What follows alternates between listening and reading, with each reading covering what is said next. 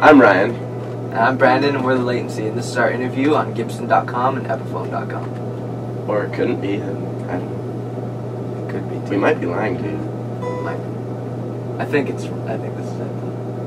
You're probably right. I'm always right. So here we are on the Gibson Guitar Tour Bus with Brendan and Ryan from the Latency. Hi. Welcome, gentlemen. Thank you for having us.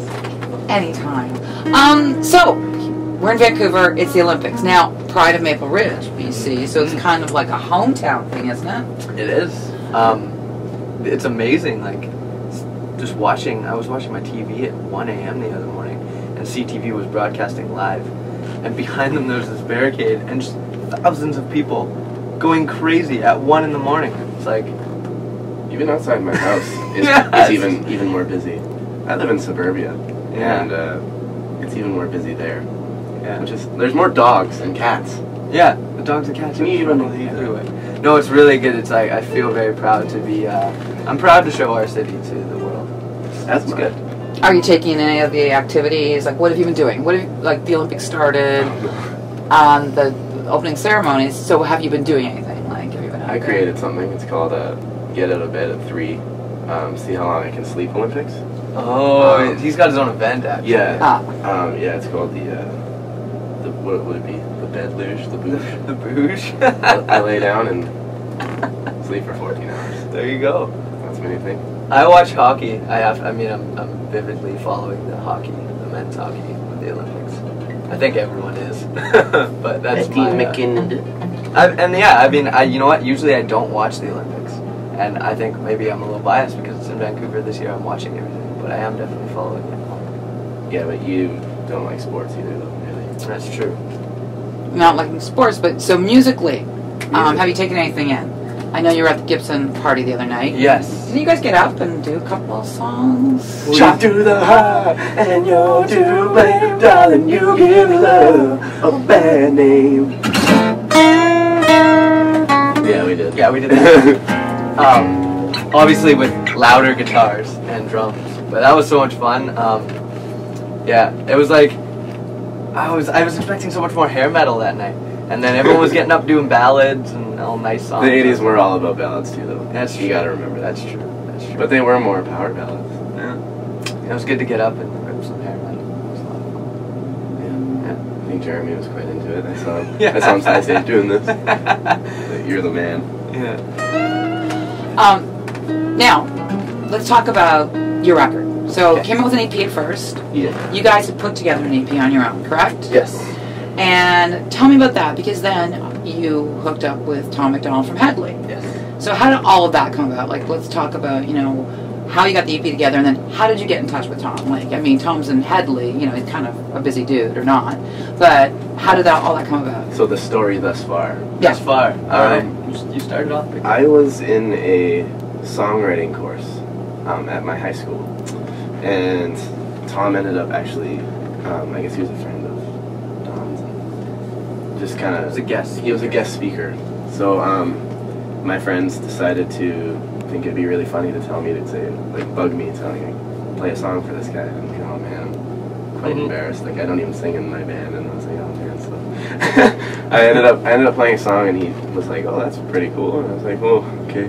Does he mean that, or is he just being nice, or whatever? So I invited him to a show we played the next day in Abbotsford, which is like half an hour away from him. And there was literally like 2 people at the show. I'm not kidding. I had more strings on my guitar than there were people at the show. And then we were like, oh, he's not going to show up. And we get on stage, and he walks in the back, and we're like, oh, he actually came. That's crazy. Yeah, so we sat there with his red cap. Yeah. So he was number 3. Yeah. So we played for 2 people and Tom McDonald, and then we just talked with him for like a couple hours after the show and just chatted about stuff, and he said he was interested in producing a song. Originally it started out as he just wanted to do a song, and that escalated into him doing our whole EP, which we had already kind of put together. Which was 6 songs. And then, so we put that out, and somehow a fan got a hold of a radio station, Virgin Radio in Vancouver, and just kept bugging them and said, you gotta play this song. And it was Tonight I Love You, which was the last track on the EP. Just like, you gotta play the song, you gotta play the song, you gotta just play it, you gotta play it. we have no idea how, but eventually Virgin was just like, okay, we'll play it. And they played this song, and next thing you know, the avalanche effect just happened, and we look on Billboard, and the song's number 26 in Canada on the Hot AC chart. On Billboard. Which is like, and it's just like, where did that come from? So we were not expecting that at all. And so that led to us doing a full record and signing a record deal with Maple Music. And 3 music videos. Doing 3 music videos now, and now we're on our 3rd single. And we're already being on the Gibson tour bus. Yeah, being here, doing this interview. Cool So yeah, things. that's kind of how it all escalated.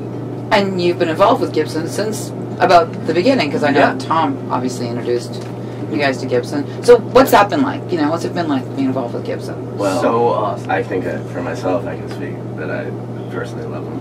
Because my first guitar that I ever bought was a Gibson Flying V.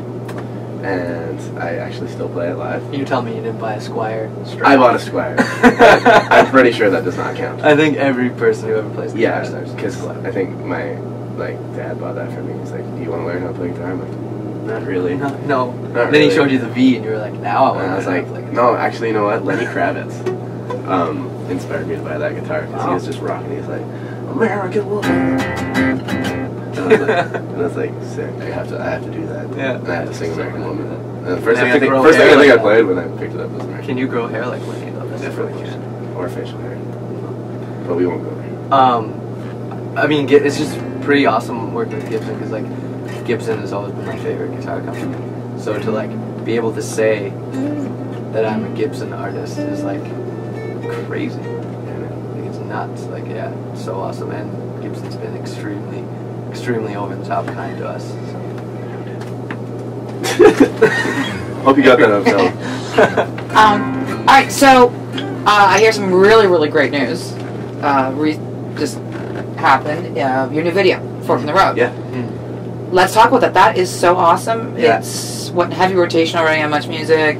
It debuted at #1 on their Daily 5.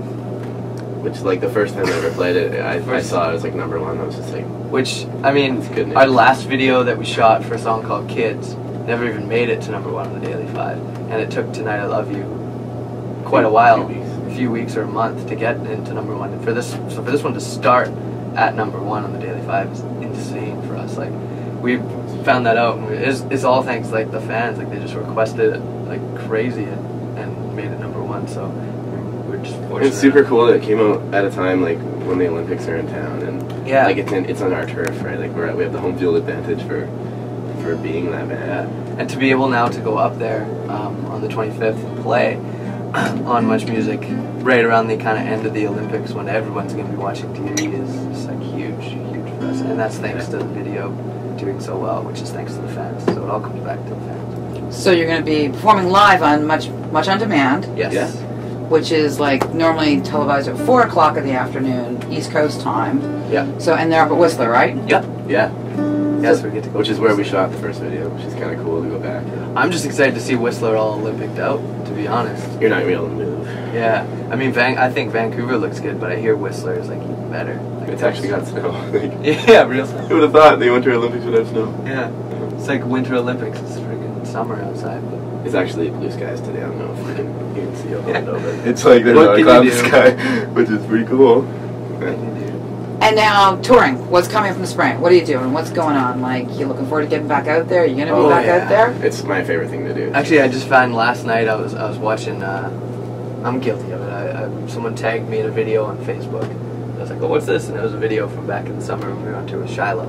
And I was like, "Oh, I want to get back Yeah, so out." So we're looking forward. the to plan is to be gone most of the rest of 2010. Yeah, I'm depending on how this song does, and we're actually already quite a good chunk into writing a whole new album too, and we're looking at putting some of that new material out pretty soon as well. So Little sampler. that's exciting.